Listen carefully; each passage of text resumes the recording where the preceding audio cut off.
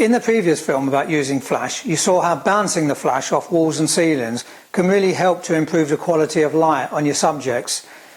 And it's a great technique for using at family get-togethers and parties and so on. And it gives you an all-round nice light. Certainly a lot better than direct flash, where the flash is pointing straight at the subject. But what if you wanted to take a more creative portrait, something a little bit more dramatic?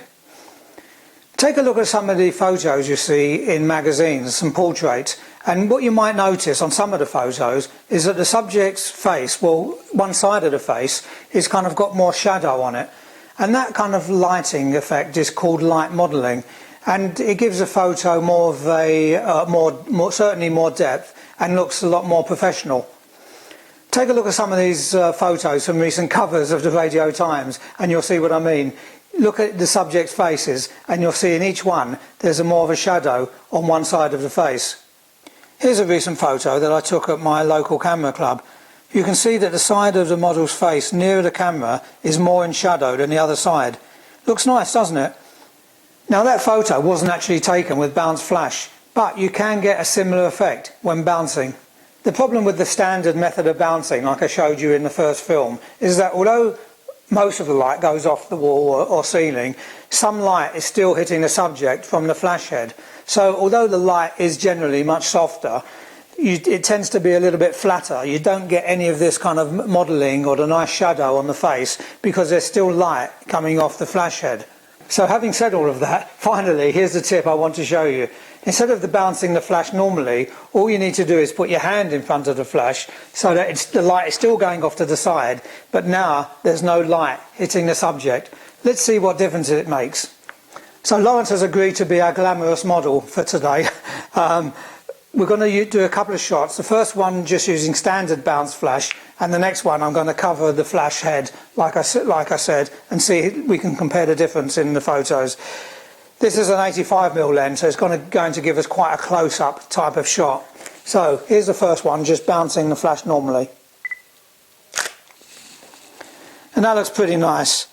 Nice soft light on his face. But let's see what happens now if I cover up the flash head or the front of the flash head with my hand. Now the light is still going off to the side, but no light is going to be reaching him now from the front of the flash.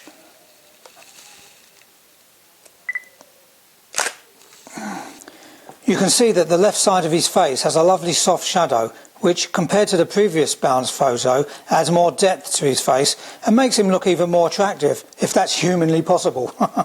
Here's the comparison between the two shots. The difference is easy to see, and I would say the second shot looks far more professional, and all I did really was prevent the light from the flash hitting him directly.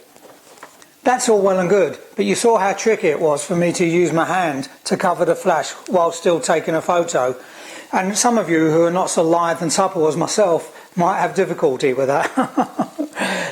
In actual fact, if you're bouncing off the other wall, then it's a lot easier to cover the flash with your hand. But really, it's not something you want to make a habit of.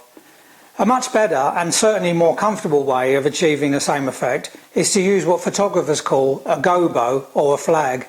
Here's the one that I use. It's made out of black foamy stuff that you can buy from craft shops. You can find details about the material and its dimensions lower down on this page.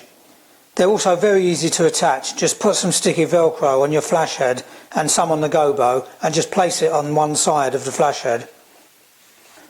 One of the problems with using this approach, that is creating light modelling on a person's face, is that the shadows tend to show up the wrinkles and the blemishes on your subject's face. So you have to be careful before using it for, say, mature women. To be honest, it is best used with youngsters and maybe mature men like myself who don't mind the lived-in look. Here's a shot of my friend Peter as an example. You can see the shadows and lines on his face have been accentuated by the type of lighting. Anyway, do give this a try. It's very easy to do and it can make a great difference to your indoor portraits. Bye for now.